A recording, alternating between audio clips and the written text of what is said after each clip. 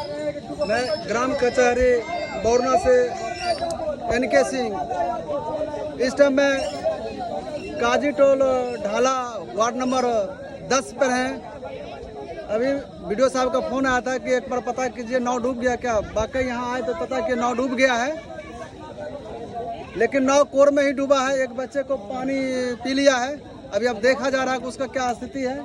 बाकी कोई जान माल का नुकसान नहीं हुआ है। गिरा बच्चा, यही बच्चा है। हाँ। यही बच्चा है। देखिए इस बच्चा को पानी पीला, बच्चा डरा हुआ है, सहमा हुआ है, लेकिन अभी ऐसा कुछ नहीं है। लेकिन मैं प्रशासन से बार बार नाव की डिमांड कर रहा हूँ।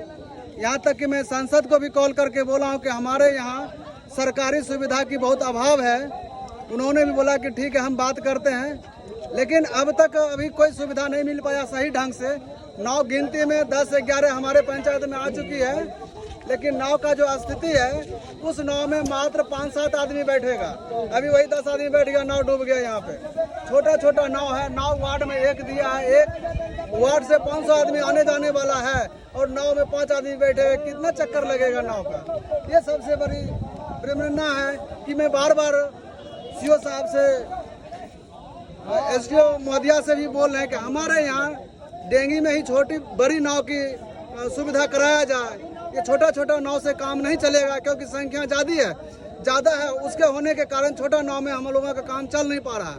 अब सामुदायिक किचन बना हुआ है, वहाँ पर 500 आदमी का खाना बनता है और इस बंद पर 2000 आदमी 3000 आदमी रात में रहता है। सब रात में भूखा रह गया।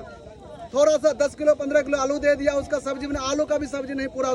क्या हमारा सरकार का ये स्थिति आ गया तो सरकार हाथ खड़ा करे, हम लोग चंदा देंगे, देके मुहैया करवाएंगे। इस तरह से सरकार चलेगी क्या? जिस तरह सरकार का रवैया आज इतना दिन से हम लोग बाढ़ में देख रहे हैं, लेकिन ये हालत नहीं देखे थे।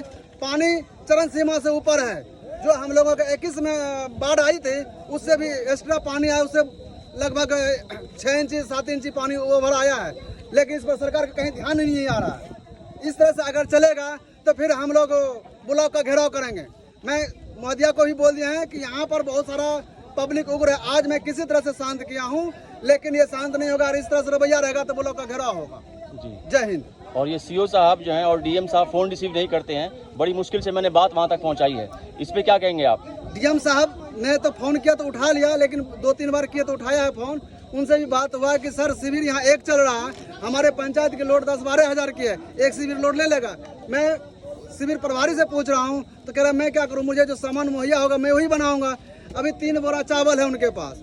ये मैसेज मैंने DM साहब को भी दिए हैं। NDRF टीम यहाँ पे क्यों नहीं है? NDRF टीम नहीं है यहाँ पर। अभी वो टीम रहता तो कम से कम हमारा ये हादसा होने से रुकता, क्योंकि उनकी जिम्मेदारी है सही ढंग से नाव पर जनता को बैठा के भेजवाना। ये सब एक समस्या है। इस समस्या से सरकार अंधी बहरी गूंगी तीनों बना हुआ है। कोई रिपोर्ट नहीं दे रहा, कहीं कुछ नहीं कर रहा है।